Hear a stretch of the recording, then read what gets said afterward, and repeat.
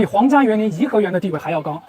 来苏州必逛园林，但苏州有100多处园林，哪一个最值得逛呢？来，我给你推荐一个。我身后的拙政园被誉为万园之母、4大园林之首，比皇家园林颐和园的地位还要高。也就是说，全国所有的园林都得管它叫一声大哥。拙政园凭什么拥有这么高的地位？今天我就带你一起逛遍整个拙政园，深度揭秘拙政园的厉害之处。走，进入大门之后，我们能看到左右2个拱门，门上方写着入圣和通幽，意思是这里才是入园的真正起点。进园之前呢，咱们对拙政园的布局先做一个大致的了解。拙政园是苏州最大的私家园林，面积5.2万平方米，什么概念呢？相当于520个100平米的房子拼在一起那么大。园林分为东园、中园和西园3个部分。园林大，景点多，所以我规划了一条最科学的游览路线。重要的景点一个不落，还不走冤枉路，我带你走一遍。穿过拱门进入东园，就来到了第一个景观蓝雪堂。蓝雪堂这个名字出自李白的诗句：独立天地间，清风洒蓝雪。堂内有一幅珍贵的拙政园全景图，从园中我们隐约还能穿越500年，看到拙政园刚建成的样子。从蓝雪堂出来，我们就能看到一个长得像云彩的巨大假山，坠云峰遮挡了我们的视线，这叫意景，也叫藏景。意景的目的是为了让园林的景色一层一层的展开，让游人有所期待，有探秘的感觉。同时期欧洲的园林大概是这样的、这样的，还有这样的。说到藏景啊，让我想到了藏人，也就是隐居。拙政园的第一任主人是明代的一个7品小官，叫王献臣。王献臣其实非常的有才华，是个学霸，24岁就中了进士。和他年龄差不多的苏州大才子唐伯虎，29岁的时候还在考科举。虽然很有才华，但是王献臣的仕途很不顺，因为性格刚直、执法无私，得罪了东厂的人，遭到了诬陷被贬。后来回到了苏州老家隐居。归隐后啊，王献臣邀请自己的好朋友江南4大才子之一的文征明来帮忙设计拙政园。这个文征明啊，仕途也很不顺，考了很多年科举也没有考上，因此这对好朋友惺惺相惜，都非常心疼对方。所以文征明在拙政园的设计上非常的用心，从设计到把关都是亲自抓，前后在拙政园的建设上投入了长达20年的时间。他还亲手在园中种下了一棵紫藤，这棵紫藤在哪里呢？咱们一会儿揭晓。说到这儿，拙政园的名字就好理解了，意思是不擅长或者不追求政治，表达归隐田园的想法，在闹市之中建一处静谧之所，这就是大隐隐于市吧。咱们继续往前走，经过芙蓉榭，就来到了园林东北侧的蜀香馆。蜀是农作物的意思，从位置上来看，蜀香馆最靠近园林外面的农田，农作物成熟的时候啊，在这里可以闻到阵阵的清香。一边是家田不愁吃穿，一边是园林百亩怡然自乐，多惬意啊，不比当官舒服多了。离开蜀香馆，咱们去看中原的精华景观。来到怡红亭，向中原的方向望去，近可观水和荷花，中可看树和建筑，远可观宝塔，景色错落有致，层层递进，给人庭院幽深的感觉。这就是中国园林中最独特最巧妙的借景作品借景北寺塔。说它独特是因为古代私家园林当中啊，是不允许建高塔的，但是拙政园里能看到宝塔。说它巧妙是因为私家园林的规模一般都比较小，特别高大的建筑反而会破坏美感，但是通过借景的方式，就可以把1.5公里以外的北寺塔完美的融入到景观当中。现在我们还能看到借景北寺塔这样的独特的景观，离不开苏州人民几代人背后的默默付出。为了保护苏州古城整体风貌的历史文化特色，苏州对古城区的新建筑进行了限高、限色等多方面的规范，高度上不得超过北寺塔的第3层，也就24米，7、8层楼的高度，避免遮挡古建。你能想象吗？中国最强地级市，市中心竟然没有一栋现代化的高楼，建筑的颜色上以黑白灰为主，维持姑苏古城的淡素雅的特色。正是因为有苏州人民背后的默默付出，我们以及我们的后辈才有可能亲身感受姑苏古韵。从怡红亭顺着廊桥就来到了中原的主体建筑，也是我个人认为园中最精美的建筑远香堂。它的一大特色是四面都是落地长窗，非常通透明亮，坐在堂内就可以360度无死角地观赏园中的风景。站在远香堂边，我们就能发现中原以水为中心，建筑和景观依水而建，开阔明朗。从远香堂往水池中心走，就来到了和风四面亭。这个亭子不仅是赏景的绝佳位置，还是中原的交通枢纽，连通中原的各个景观。亭乃亭也，走累了就可以坐在亭子里歇歇脚，赏赏景。石头是园林的骨，水是园林的脉。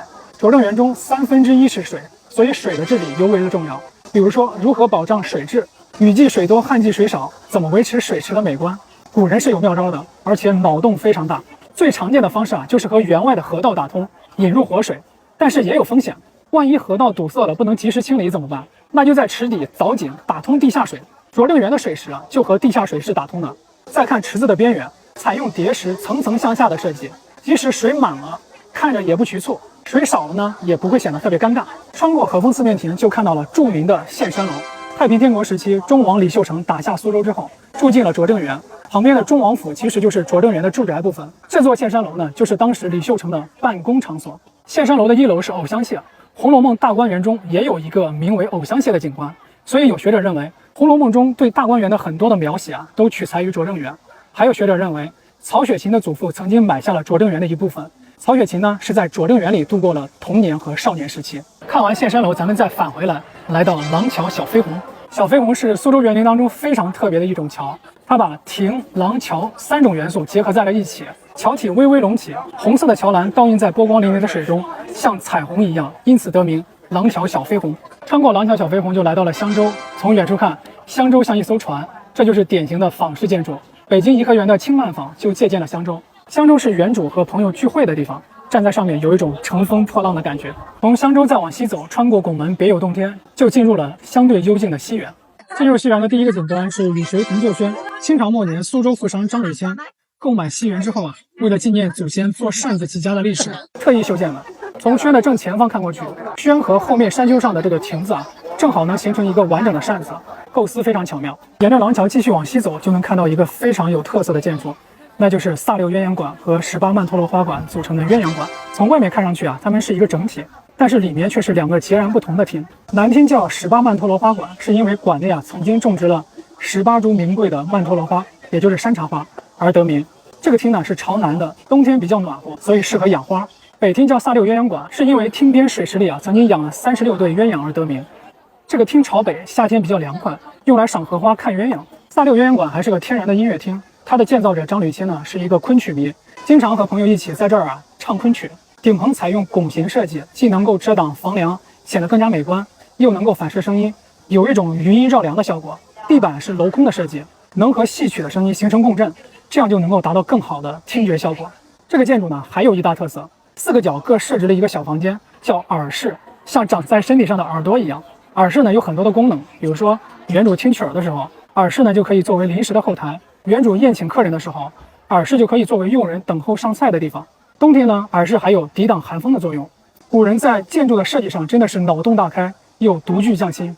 看完萨六鸳鸯馆主要的景观就看完了，咱们做个小小的总结。苏州园林的美到底美在哪里？怎样才能更好的欣赏它？苏州古典园林讲究4个不：不规则、不对称、不均衡、不重复，力求变化，和其他古代建筑的设计理念上有很大的区别。拙政园中几乎包含了亭堂楼阁、轩榭廊桥等绝大部分古典园林的建筑形式，甚至还有塔，每一样都很有特色。每道门、每扇窗、每条路，甚至每株植物的设计也都有特意区分，个个精美。假山的造型就更加变幻莫测、丰富多姿，让人产生无限的遐想。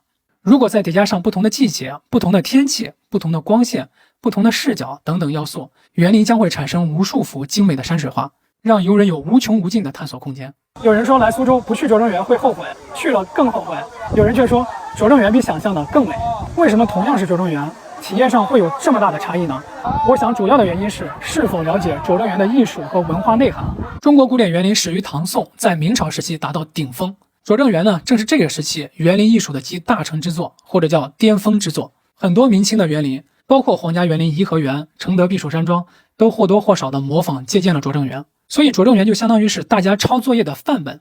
拙政园的价值又不仅仅体现在园林艺术本身，更是中国传统思想文化的体现，是文人墨客心中最美山水的现实化，取法自然又超越自然。园林中的命名、对联、雕刻、窗花以及花木运行等等，都展现了深厚的文化内涵，具有很高的文化研究价值，甚至对《红楼梦》等后世的文学都产生了很大的影响。所以拙政园的风景不一定是你心中最美的，但却是我们了解园林文化必须要打卡的一站。如果我们不了解这些，游览的时候只能关注眼前的景色；如果了解的话，我相信游览拙政园的体验会变得更加丰富深刻。建议大家尽可能错峰来玩，人少的时候能够静下心来欣赏美景，品味文化，体验会更好。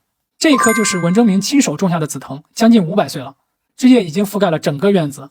看着这棵紫藤，感觉很奇妙，仿佛文征明的生命在这棵紫藤上得到了延续。下一期我们去逛吴中第一名胜虎丘。苏轼说：“来苏州不游虎丘，乃汉室。”点赞关注，咱们虎丘见。